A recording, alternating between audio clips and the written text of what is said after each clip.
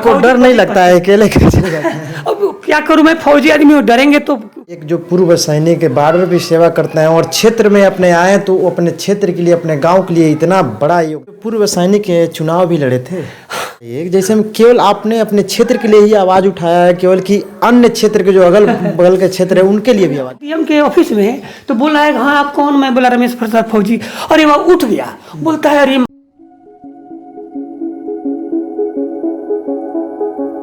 बिहार के एक ऐसे लाल जो बिहार रेजिमेंट के सैनिक के बाद जो रिटायर होने के बाद इन्होंने अपने क्षेत्र के लिए इतना बड़ा योगदान दिया।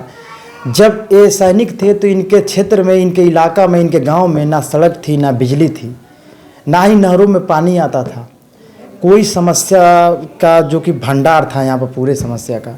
इन्होंने रिटायर होने के बाद जब अपने क्षेत्र में आया तो इतना प्रयास किया कि आज इनकी बदौलत जो है कि यहाँ पर सड़क है, बिजली है, नल जल योजना है, बाकी जो भी चीज़ें इस समय दिख रही इनके क्षेत्र में और इनके गांव में सिर्फ इनकी बदौलत है। इनसे जानने का प्रयास करेंगे। इन्होंने जब जो बॉर्डर पर जब रहते हैं हमारे सैनिक तो हम ही लोगों को रक्षा करते हैं, जब अपने गांव में भी आए तो पूरे समाज के लिए अपना जो है कि जवानी कुर्बान कर दिए और पूरा जवानी अपना क्षेत्र के लोगों के लिए अपना जो है कि पूरा लगा दिए।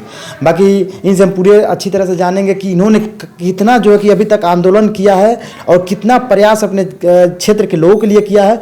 तो इनसे ही हम इनके मुख से सुनेंगे। सबसे पहले नमस्कार। नमस्कार। नमस्कार। मैं क्या नाम है आपका? धन्यवाद देना चाहता हूं कि आपने हमको समय दिया है। जी, ऐसा है कि मैं सेना से 2008 में रिटायर आया था। तो हमारे यहाँ खाली समस्याओं का भरमार था। आप देख ही रहे हैं। आप खैर हमारे यहाँ नहीं, पूरे हर जगह था।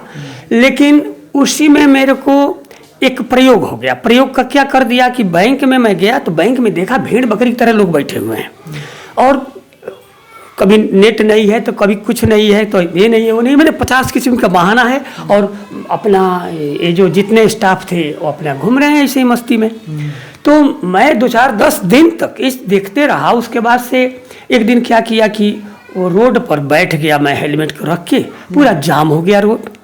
5-6 घंटा बड़ी मशक्क़त करने पड़ी पुलिस वालों को।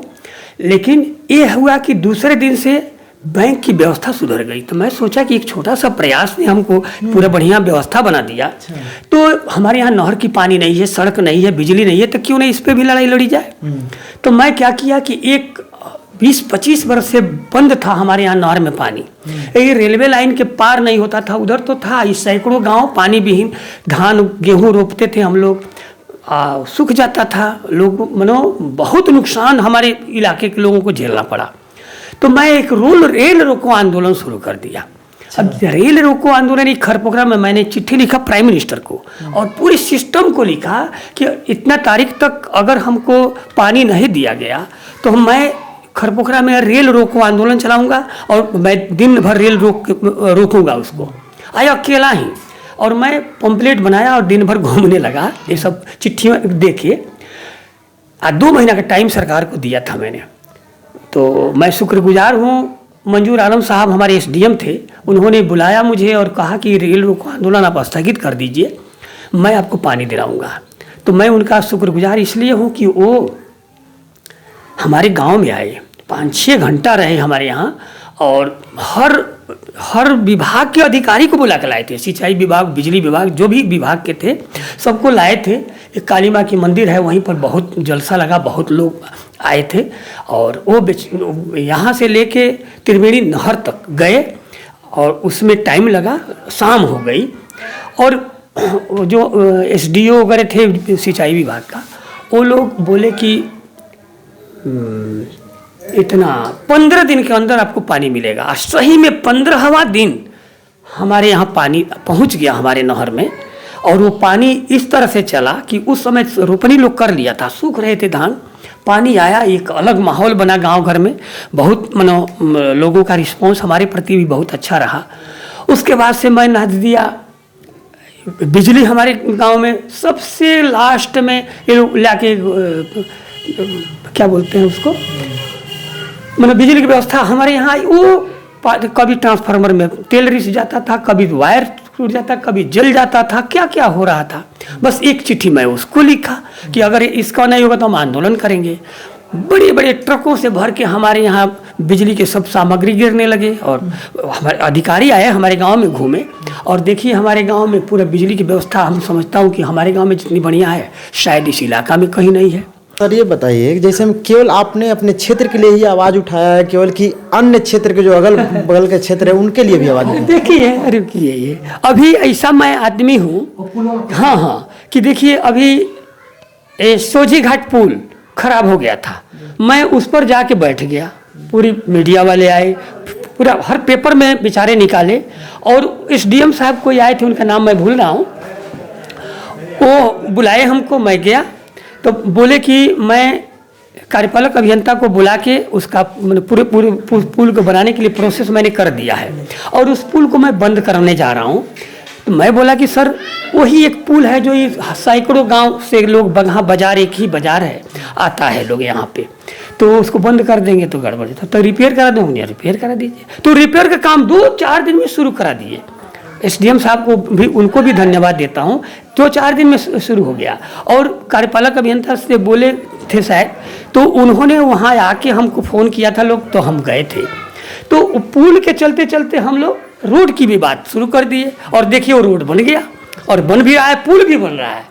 पुल हम जानता हूँ 1-2 महीना में, वो 2-3 महीना में वो भी पुल बन जाएगा। क्या हमारे जो पूर्व सैनिक चुनाव भी लड़े थे? पूर्व सैनिक तो, मैं तो चुनाव लड़ा था मुखिया का, तो जानते हैं चुनाव में पैसे चाहिए, लोग बड़ी स्वार्थी हैं, बड़े लालची हैं, लालची आदमी को ही वोट करेंगे, क्योंकि जो आदमी चोर है, उचक्का है, डकैत है, लुटेरा है, वो बीडीओ से मिलके, डीएम से, एसडीएम से मिलके उसको लूटना है इस समाज को। तो वो क्या करता है कि पैसा खर्च करता है। मैंने पैसा खर्च नहीं किया, इसलिए चुनाव नहीं जीता। जरा सोचिए, एक जो पूर्व सैनिक बॉर्डर पे सेवा करते हैं और क्षेत्र में अपने आए, तो वो अपने क्षेत्र के लिए, अपने गांव के लिए इतना बड़ा योगदान दिया, फिर भी लोग इन्हें जो है कि पैसा नहीं दिए इसलिए हरा दिए। बाकी वैसे लोगों के बारे में आप लोग क्या सोचते हैं जो हमें इतनी कठिन परिश्रम से, जो कि हमारे क्षेत्र के लिए मेहनत करते हैं, लगातार अपने जो कि जीवन को त्याग देते हैं अपने क्षेत्र की? देखिए अब हम क्या सोचें, देखिए अभी मैं अपना तो कुछ बताना नहीं चाहिए था, लेकिन ये देखिए परसा बनचौरी एक रोड है, इतनी गलीज है वो रोड, खाली बन जाए तो भैरवगंज हम लोगों को एकदम नज़दीक हो जाएगा, और नहीं तो इस सर से 10 किलोमीटर घूम के जाना पड़ता है। और उसके लिए आज 2 साल पहले मैं जाके आंदोलन किया, आज वो भी टेंडर हो गया है, बन रहा है, जाके देखिए वहाँ भी अभी सारा पेपर की कटिंग है मेरे पास, मैं शुक्रगुजार हूँ अपने यहाँ पेपर वालों का। इलेक्ट्रॉनिक मीडिया तो थोड़ा कम है, एक इमरान अजीज हैं जो हमारी बातों को उठाते हैं, बाकी इलेक्ट्रॉनिक मीडिया में और कोई नहीं उठा पाता है, मेरे को नहीं उठाते हैं लोग, लेकिन पेपर वाले हमको, हिंदुस्तान हुआ, दैनिक जागरण, दैनिक भास्कर, प्रभात खबर, ये लोग हमारी बातों को उठाते हैं। हाँ, इनको मैं दिल से शुक्रगुजार हूँ। तो ये जो भी मैं मोमेंट बनाता हूँ, जो भी आंदोलन करता हूँ, ये लोग उठाते हैं। तो एक ये हो गया, देखिए यहाँ से 35 किलोमीटर वहाँ हरिहरपुर एक है, मसान नदी के नक्सली इलाका है समझ लीजिए, और वहाँ मैं जाता हूँ, और वहाँ जा कर के पायलट चैनल गवर्नमेंट मान गई, और पायलट चैनल का निर्माण हो गया, समझिए। यहाँ से 35 अकेले, आज तक वो लोग हमारा नाम नहीं जानते हैं। क्या आपको डर नहीं लगता है अकेले कैसे जाते हैं? अब क्या करूँ, मैं फौजी आदमी हूँ, डरेंगे तो क्या फायदा, मैंने डरने से कुछ मिलना था, मरना तो एक दिन है ही ले सब कोई। सोचिए एक फौजी आदमी, इन्होंने कहा हम एक फौजी आदमी, हम क्यों डरे? देखिए वो अपने सीना तान कर बॉर्डर पे भी दुश्मनों के सामने खड़े रहते हैं, और गांव में भी और क्षेत्र में भी आते हैं, तो सीना तान कर अकेले जो है कि अपने गांव के लोगों के लिए, अपने क्षेत्र के लोगों के लिए हमेशा लड़ाई लड़ते ही रहते हैं। और वैसे लोगों को चुनाव में हरा दिया जाता है जो हमारी रक्षा करते हैं, जीवन भर जो है कि हमारी रक्षा में अपने जीवन को कुर्बान कर देते हैं। तो जहाँ तक देखा जाए, लोगों को एक अच्छे जनप्रतिनिधि चुनने की ज़रूरत है, और ऐसे ऐसे लोगों की चुनने की ज़रूरत है जो हमें दारू और शराब जो है कि और पैसे से खरीद लेते हैं, वैसे लोग हम वोट दे देते हैं, और वैसे लोग हम ला देते हैं जो कि हमारे जीवन को, हमारे बच्चों को भविष्य बर्बाद करने का जितना हो सकता है प्रयास करते हैं वैसे लोग। तो हमें ऐसे ऐसे लोगों को लाने की ज़रूरत है जो हमारे क्षेत्र के लिए, हमारे गाँव के लिए, हमारे देहात जो क्षेत्र है उन लोगों के लिए जो कि आवाज़ उठाते हैं। तो ऐसे ऐसे लोगों को हमें, अपने जो जनप्रतिनिधि है वैसे लोगों को चुनना चाहिए। बाकी इनके बारे में आप लोग क्या सोचते हैं, अपनी राय जरूर रखिएगा। बाकी अगर कहीं आपको अगर कोई समस्या दिख रही है तो इनसे कांटेक्ट कर सकते हैं। इनके द्वारा इतना सराहनीय प्रयास किया गया है, रेल रोका गया है, बाकी और भी जो चीज़ें हैं, सत्या आंदोलन किया गया है जो कि, और अपने क्षेत्र के लिए, अपने लिए कुछ नहीं किया है, अपने करना है। अभी देख रहे हैं, देखिए ये सब आरटीआई से मांगा हुआ, देखिए ये सब देख रहे हैं ना। रोज देखिए डीएम के हर हमेशा चिट्ठी। मैं एक दिन गया डीएम के ऑफिस में तो बोल रहा है हाँ आप कौन? मैं बोला रमेश प्रसाद फौजी।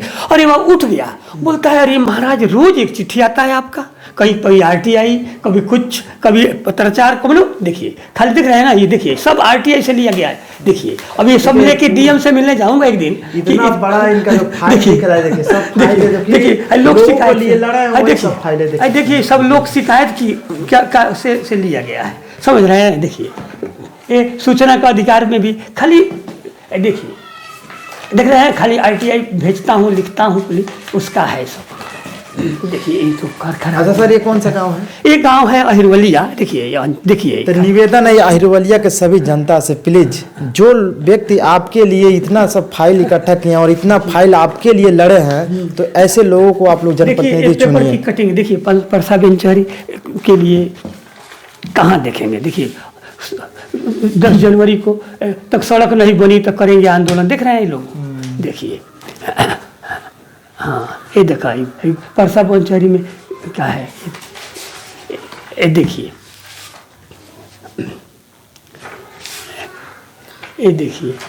ये देखिए सब क्या क्या देखना है। खाली ये देखिए मसान नदी पर, देखिए मसान नदी हरिहरपुर का है इसी। देखिए मैं खुद काम कर रहा हूँ वो इलाका में। आप पूछेंगे आज भी जाके, नाम तो नाम नहीं जानता है कोई, खाली फौजी फौजी करता है। देखिए भिक्षाटन भी मैंने किया है उसके लिए, उस गांव के लिए। देखिए रेल सेवा में सुधार नहीं, तो देखिए रेल सेवा के लिए, रेल के लिए लड़ाई, बिजली पानी के लिए जाम, चक्का जाम। देखिए गलत बिजली के विरोध में क्या क्या है। देखिए 4 गो ऐसा थी था ही हमारे कैदी थे बिहार, हमारे बगहा जेल में, जिनको कोई कानूनी सहायता वगैरह नहीं मिल रहा था। और मैं आरटीआई से मांगा, उनका नाम पता सब दिया गया, समझिए। और उसके लिए मैं लड़ाई लड़ गया। देखिए वो सुनता हूँ अपने अपने घर चले गए। देखिए पेपर में निकला है ये लोग हमारे।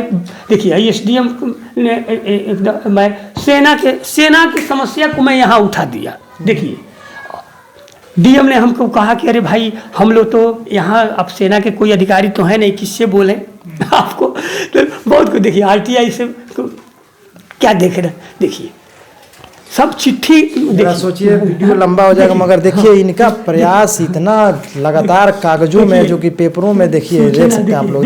देखिए भिक्षा मांग रहा, इतना मेहनत। हमें लगता है प्रति क्षेत्र से अगर कोई युवा या वहाँ का जो जनप्रतिनिधि अगर अच्छी तरह से काम कर दे अपने क्षेत्र के लिए, तो वहाँ का विकास हो सकता है। तो निवेदन है जो भी जनप्रतिनिधि लोग हैं वहाँ का, और खास करके वहाँ के क्षेत्र के जनता जो है, जो जनता उस क्षेत्र के बारे में भली भांति जानती है, कितना परेशानियों का सामना करना पड़ता है उस क्षेत्र में, वो जनता वहाँ की बातें जानती है। तो वो जनता से निवेदन है कि आप लोग एकता बनाकर एक बार आवाज़ उठाइए अपने क्षेत्र के लिए।